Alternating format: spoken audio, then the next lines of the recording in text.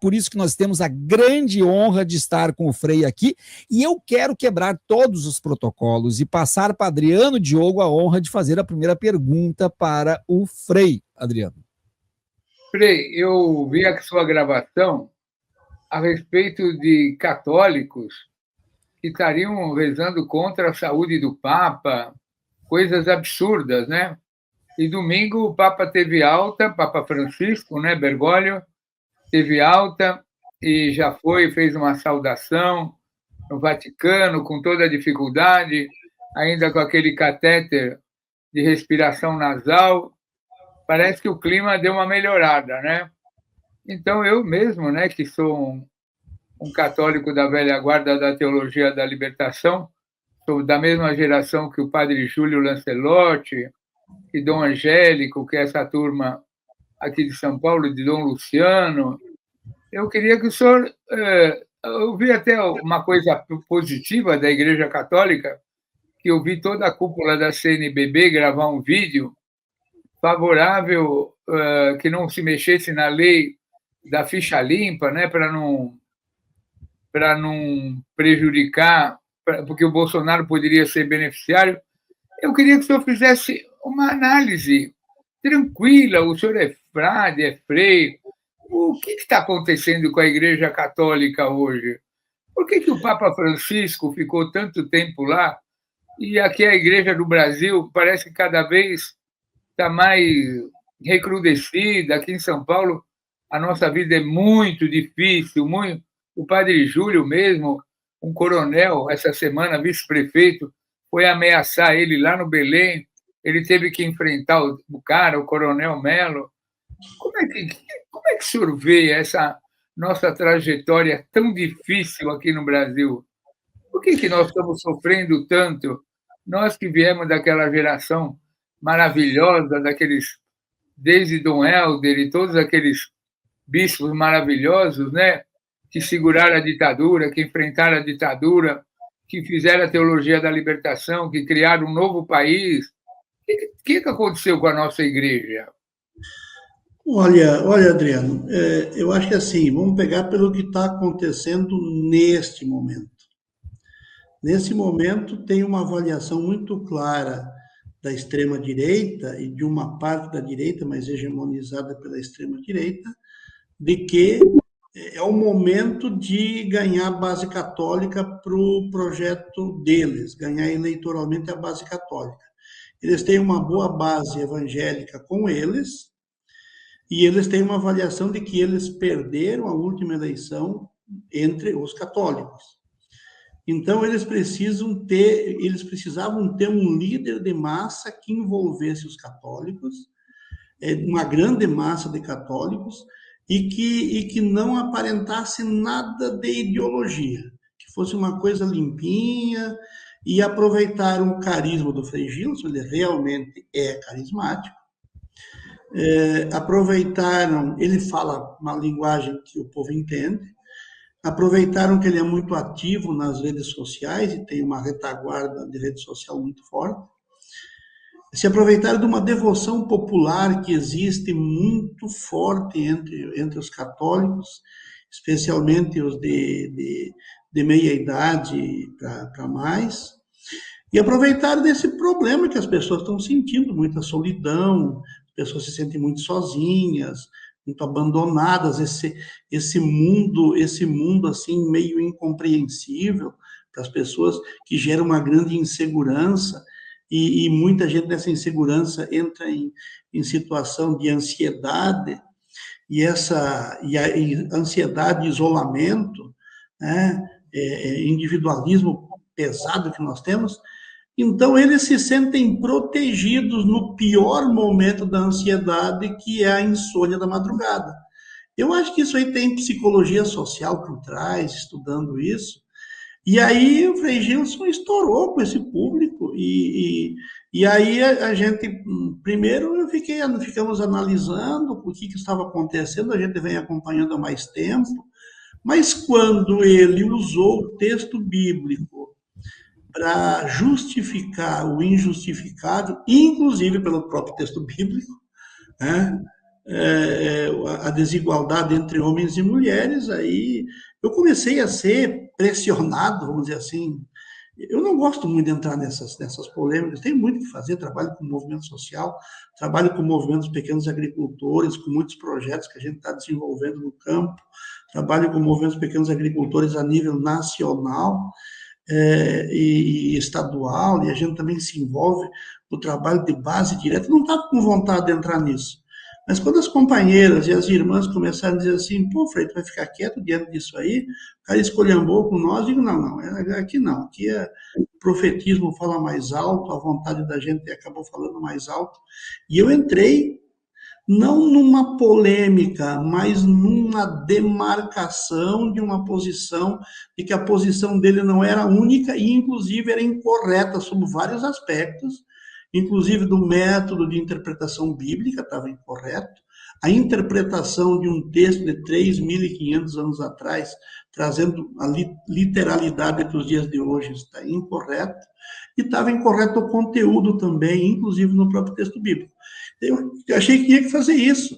E aí, como eu já tinha entrado naquela questão da Canção Nova, na questão da Canção Nova, Diogo, eu entrei por uma razão seguinte. Eu faço parte de um grupo chamado Padres da Caminhada. Eu não sou padre, tá? Mas me aceitaram lá. Eu sou irmão franciscano, Diogo, eu sou leigo consagrado, se diz no linguajar da igreja.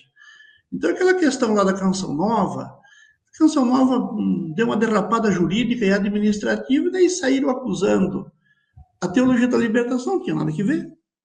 Saíram acusando o padre Júlio Lancelotti, não tinha nada que ver, e o Santuário de Aparecida. Aí eu também achei que tinham passado um pouco do limite, eu olhei lá naquele grupo dos padres da caminhada, depois do padre Júlio Lancelotti, eu era um dos que tinha uma rede social mais potente, né? Eu achei que eu não podia me omitir. Então, eu fiz aquilo, explodiu, eu nunca tive tanta gente visualizando, né, minhas falas, né, eu estou sempre num trabalho mais focado, mais regional, eu mesmo fiquei impressionado com aquilo, e quando o Frei fez aquilo, e ainda as pessoas confundiam, porque o Frei usa um hábito parecido com o nosso franciscano, né, marronzinho,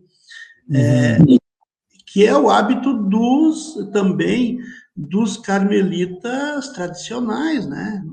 Ordem de Nossa Senhora do Carmo. Mas ele não é dos carmelitas tradicionais, ele é de uma comunidade carmelita, acho que eles nem são congregação ainda, não tem reconhecimento de congregação, não sei bem, mas é uma congregação nova, sabe? Então, essa confusão também, mas ele é franciscano, e aí a gente foi explicar aquilo que vocês conhecem. Agora, eu estou muito assim, como é que eu vou dizer? Eu acho que nós não estamos, eu inclusive falo com os padres pelo Brasil lá fora, nós não estamos tão mal assim na foto não, sabe? A Igreja da Libertação, a Igreja das Comunidades Eclesiais de Base, sofreu um baque muito grande nos anos 90 e nas primeiras 2 décadas do ano 2000.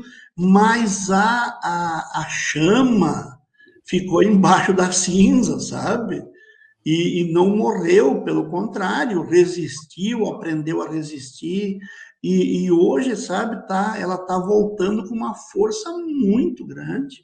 O Papa Francisco ajuda, a nova nomeação de bispos ajuda, temos um clero jovem, é verdade, mais conservador, mas também sem muita incidência no mundo real, são muito insignificantes na sociedade, porque eles se retraem nas sacristias, e eu acho que chegou um momento novo aí das comunidades de base, da teologia da libertação, é claro que com outro viés, é claro que com o que tem de novo aí na sociedade brasileira, mas assim, a religião virou palco de luta política, a religião virou palco de disputa ideológica, e hoje eu dei uma entrevista pro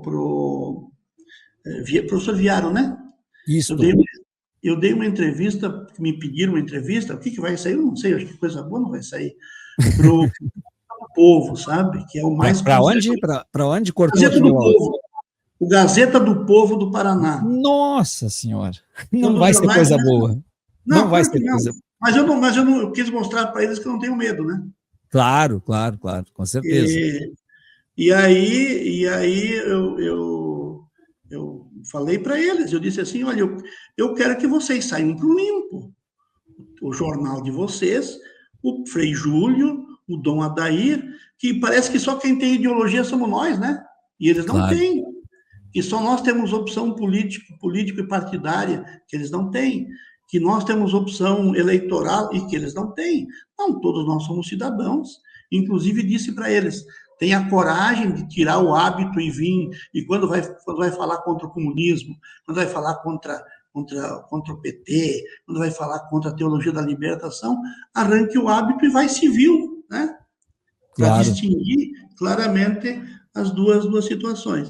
Eu quero lhe pedir, Frei, que quando sair a matéria na Gazeta, o senhor nos avise, mande para quem fez contato com o senhor, e se o senhor identificar que alguma coisa foi distorcida na sua fala, conte aqui com o Diário do Centro do Mundo para a gente fazer uma outra matéria com o senhor, inclusive poder denunciar isso, porque nós não podemos deixar, porque eles são campeões em distorcer. Eu, por exemplo, falei aí com a RBS umas 2, 3 vezes, porque eu moro no Rio, mas sou gaúcho, e eu não falo mais para a RBS, porque são campeões de distorcer tudo que a gente fala. Tá? São campeões de distorcer. Mas daí a gente também demonstra que o que eles disseram não é o que a gente falou.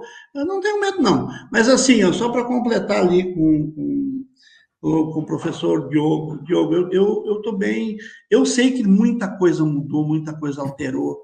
Eu sei que a igreja perdeu muito com a repressão à teologia da libertação e por parte do Papa João Paulo II, porque os padres da teologia, os padres, as irmãs, os freis da teologia da libertação, eles se dispõem a ir morar nas favelas, se dispõem a ir morar nos meios pobres, se dispõem a ir morar junto com o povo.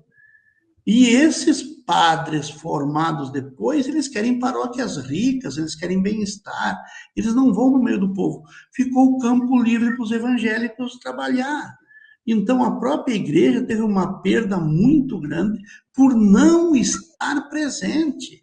Grande parte da nossa população tem uma formação católica, tem uma adesão ao catolicismo, tem devoções católicas, isso é um dos méritos desse trabalho que o Frei Gilson faz, né? Recupera uma devoção católica muito antiga, muito forte, mariana, portanto, a gente podia dizer feminina também, que é o terço, mas o povo ficou abandonado, o povo ficou sem gente, sabe? Morre alguém, vai fazer um enterro, não tem. Precisa, está numa agonia desgramada aí, precisa de um conforto espiritual, não tem. Por quê? Porque a Igreja Católica fugiu de lá. E fugiu de lá porque os padres que formou não assumem a opção pelos pobres. A opção pelos pobres, principalmente, é estar com os pobres. E, claro, nós também levamos as consequências políticas da nossa fé. A fé tem um compromisso social.